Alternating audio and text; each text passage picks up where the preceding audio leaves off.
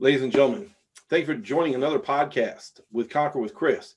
We take people's story and we help you figure out how you can overcome as well. Because we all go through something. Your test is your testimony, your mess is your message. And today I have a very special guest, a course creator, a coach, Colin Yearwood. Colin, welcome to the show. Chris, thank you so much for inviting me, man. It's great to be here.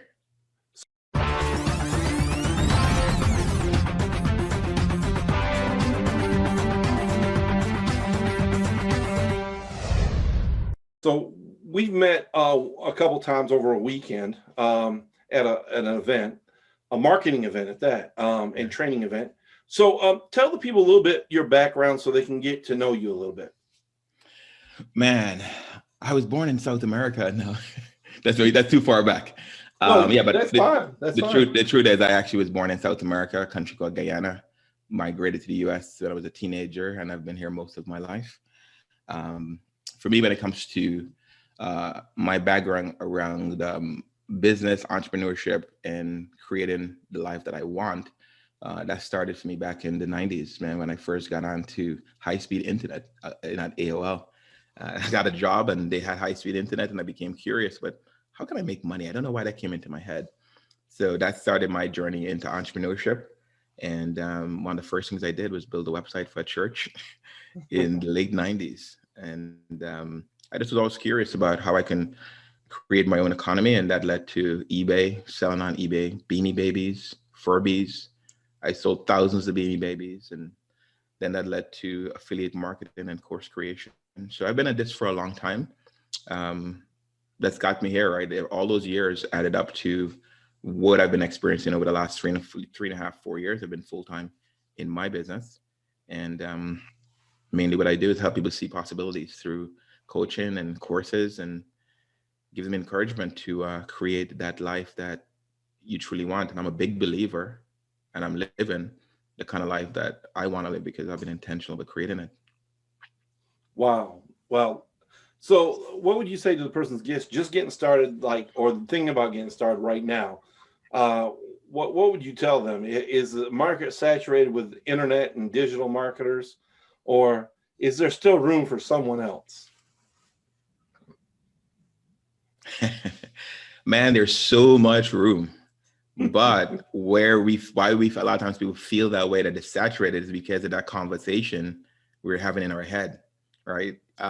You don't need to reach 1 million people to be successful, right? To create the life you want, to generate the income, to have the kind of impact that you want.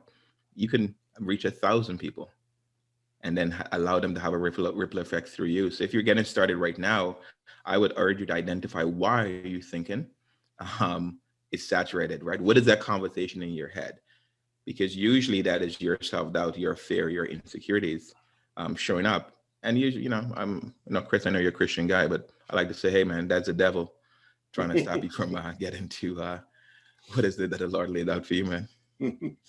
Well, we have a mutual friend, Diane, and she's like very massive in our group, like in a group that we're both part of. Mm-hmm. And I have to tell you, on the internet, she's not that big. Like when you mention someone like a Gary V, that's someone that's known almost everywhere. Like that's not exclusive. Like everybody knows who Gary V is. But you mention someone like Diane, who's that? But she's very, very successful. Like she's a millionaire multi times over, I would guess, at this point. So the thing is what I want to encourage people, I'm just backing up what you were saying, is you don't have to know everybody. Yeah. And you don't have to influence everybody. You only, at the end of the day, is if you have 150 people that buy from you every month, you're good.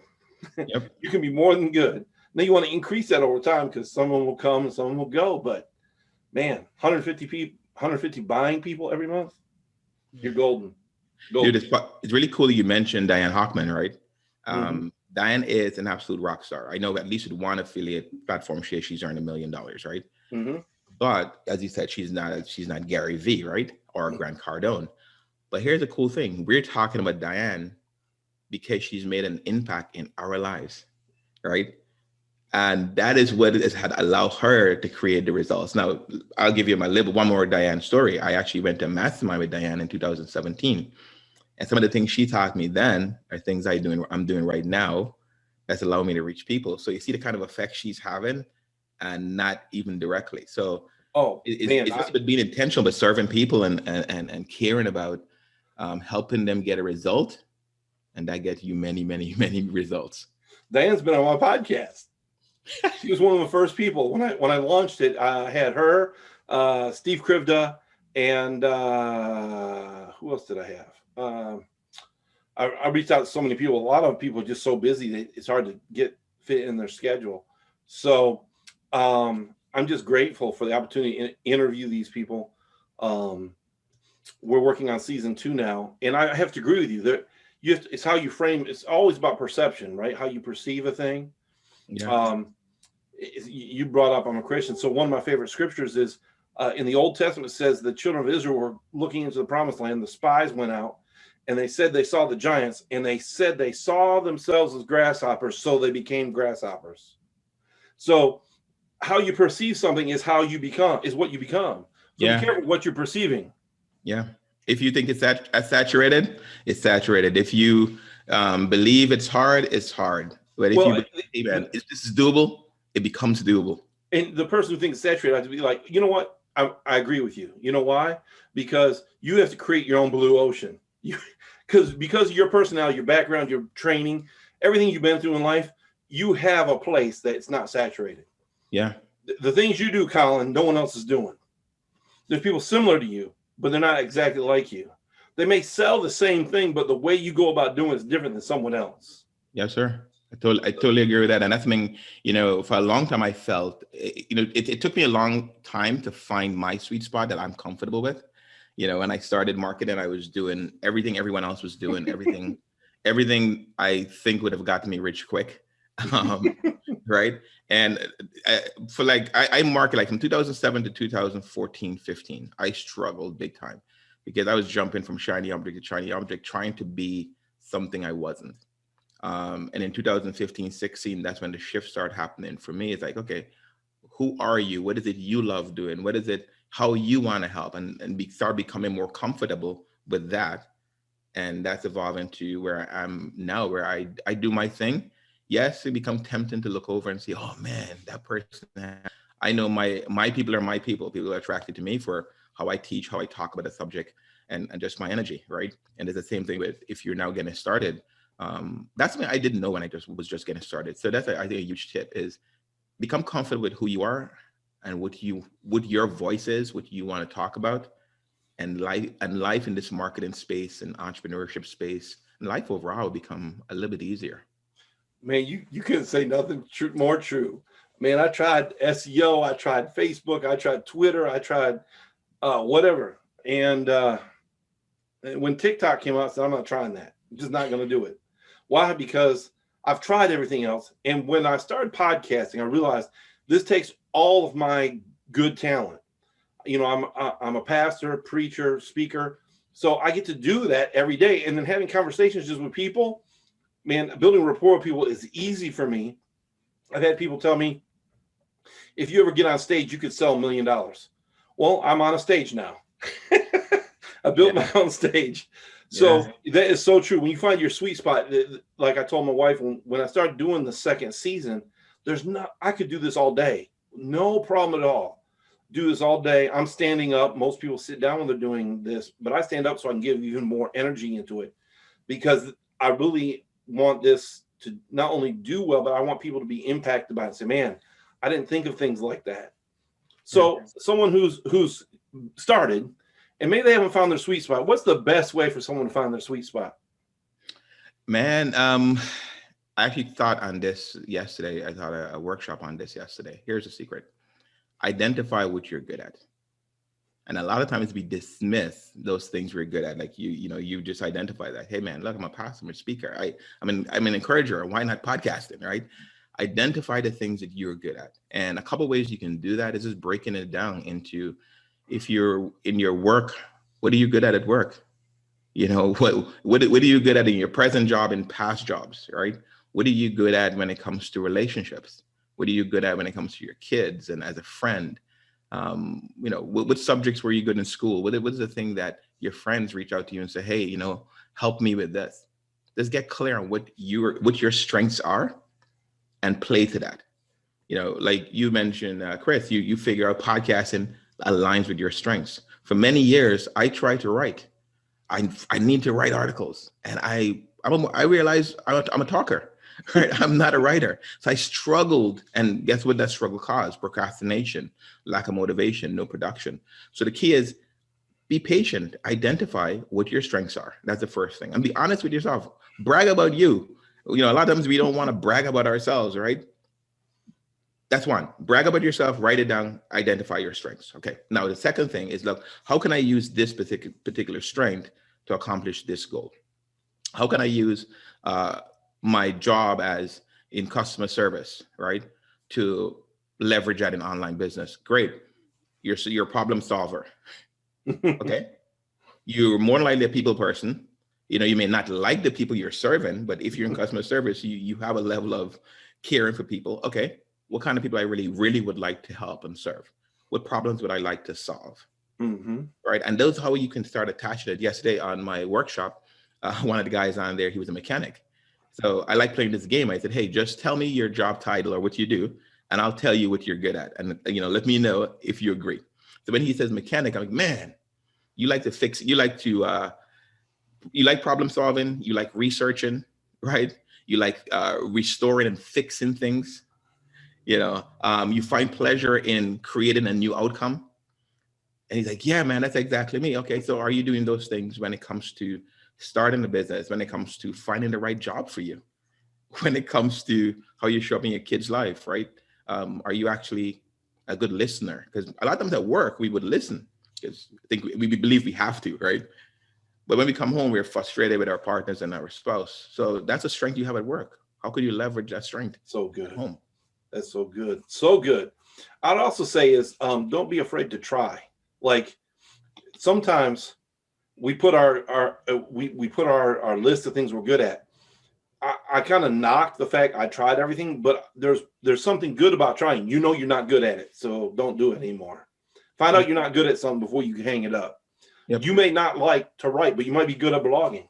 Well, what are you talking about? Well, you can always take this little thing called a cell phone, turn on your notepad and speak into it, and it'll dictate for you. And then you have a blog post. You haven't written anything, but you've been speaking, and you hire someone to edit it so it doesn't.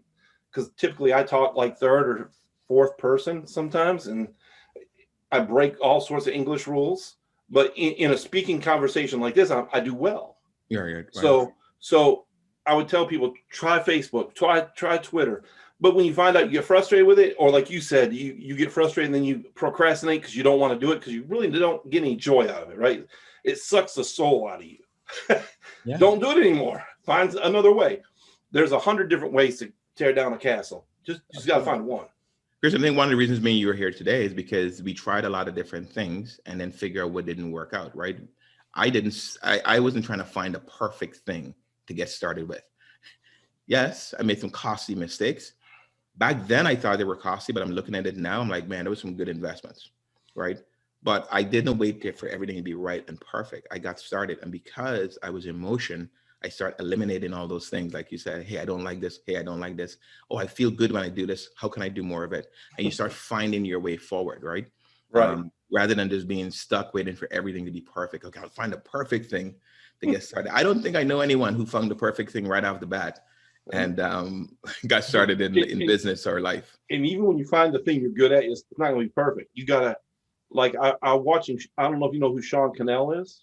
Yeah. YouTube guy. Yeah. He showed his first video and it was absolutely dreadful, right? Dreadful. He even said, and even Kobe Bryant, he got kicked off his junior high basketball. He was on the basketball team. He didn't score any points all summer.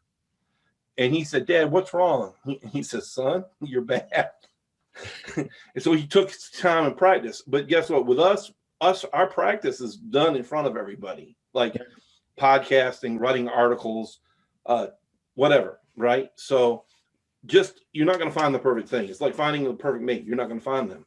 You're going to find someone that's good for you and someone that is willing to work with you, and you guys perfect that together. Mm-hmm. Yeah. So you got to perfect your message, your marketing, whatever you're doing, you got to perfect that. It's not going to be perfect. I like that. You just got to get started, right? Yeah. You know, the analogy I like to use a lot, man, is, you know, or if you look back, the first job we ever had, are we still doing that job? No, right? But that first job led to second and led to another. And for me, a lot of my initial jobs clearly let me know, hey, I don't like doing this. So make sure you don't find another one like this. Right? So that's what happened for me. And I would like to relate. What I think a lot of times we know well is working and having a job, because that's what we do, right? That's how we've been programmed to, and that the process is. So how could you leverage that process you've gone through in work to actually create whatever it is you want? Just look how you went through it. Yeah, my first job was working in a department store in Brooklyn, New York. And I realized early along I didn't like stocking shelves. So guess what I did, man? I got out of there. I shimmy myself into being a cashier. And I was the only guy cashier in this department store. And the owner of the store said, we want the guy stocking shelves. I'm like, nah, that's too hard work, man. I like how people just stand in the register, ring stuff up, talk to people. And yeah, that's how I'm like, okay, I've never had a job that was very laborious, right? Because I realized early along, that's not me. I'm more of a talker, a thinker, you know. So it's the same way. I tried something, it didn't work, and I kind of, okay, let's get to the where I want to be. So you went through your background. You've overcome so many things. You self-doubt. You found the thing. You found your sweet spot. So what are you doing now? Man, what I'm doing now is feel that I'm living life with purpose and serving people in a powerful way.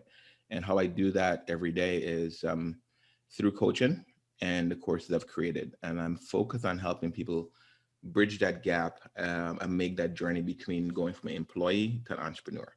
And I work with people to help them, like we talk a lot about here, identifying the commonalities and how you can leverage that to take some more risk in your life and start going after what you want through entrepreneurship. And, you know, that's what I've been focused on. I do a lot of coaching. I've been blessed that I get a chance to do a lot of coaching through other platforms. I coach their clients, and I have my own clients. And I have a course that I'm running right now, a live challenge. That's going to be a course in a few weeks. What kind of course is it? You're not saying. Okay. The course is around, so the challenge right now is called Employed Entrepreneur, Design Your Exit Plan. And I walk people through a 5-step process that I've gone through. Number one is getting clear on what is it I really wanted. You know, what is it I really want a business to give me? The kind of life I'm looking to create, and really get clear on that, right? And be honest, a lot of times we talk about the fluffy things. I want to help and serve people. Yeah, of course we do. But what is it you want from it, right? The second thing I talk a lot about is, we just talked about it, is leveraging your strengths, identifying what you're good at. The third thing I dive into is creating that mindset shift between employee mindset versus entrepreneurship mindset. It's creating a little bit more of a risk mindset, a risk mentality. An abundance mentality. I think an employee mentality is very stuck in an even exchange. Then we get into some productivity tips, right? And I don't even like to say productivity tips. It's finding the time. I think one of the biggest myths a lot of people have is, I don't have the time. But I was recently listening to a book, and the author said in the book, you know, he admired people who are on dialysis because they make the time to go through that process every couple of days, because it's life and death. So before that happened to them, most people would say, I don't have the time to spend an extra 90 minutes or 2 hours a day doing this, right? But we have the time. It's how we prioritize the time. Right. And then lastly is getting over not lastly, but one of the things I talk about is getting over finding the money. And to me, a lot of the money conversation is in our mind, because I believe we all have the money. Is just how we look at it, right? And the money is for investing in your business, in yourself, but also the money comes to asking people for money, asking people to invest in themselves through you, right? So those are the process I find that a lot of people struggle with, and I struggled with as I started that journey from going to employed entrepreneur. Yeah. So where can people find you, Colin? People can find me over at colinyearwood.com, COLINYEARWOOD.com. And right now, there's a framework there for the employed entrepreneur process. And one of the things you'll notice with me, if you get on my email list, I'm one of those guys that email you and talk to you. ask you questions. So if you want to reply, reply. And I definitely want to serve people on a more high touch. You know, I like to think of myself, I'm not the typical internet marketer who wants to, you know, live on a beach and not talk to anyone. I find fuel and energy by talking to people every day. So yeah, I would love to connect with anyone who wants to. We're alike in that way. Even though I do want to be in an RV, but that's a whole different story. Man, so, I got a resource for you there too. I'll introduce you to my friend. She travels the world in an RV, travels the country in an RV. Gotcha. Ladies and gentlemen, I want to thank Colin Yearwood for being on today. You can follow him at colinyearwood.com. Links in the description. And thank you so much for watching. Please like, share, subscribe, download, depending on what platform you're on. Thanks for watching or listening. Have a great day.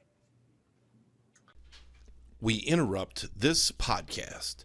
Now say it with me. Conquer with Chris, the podcast I don't want to miss. Let's do it again. Conquer with Chris, the podcast I don't want to miss. Conquer with Chris, the podcast I don't want to miss.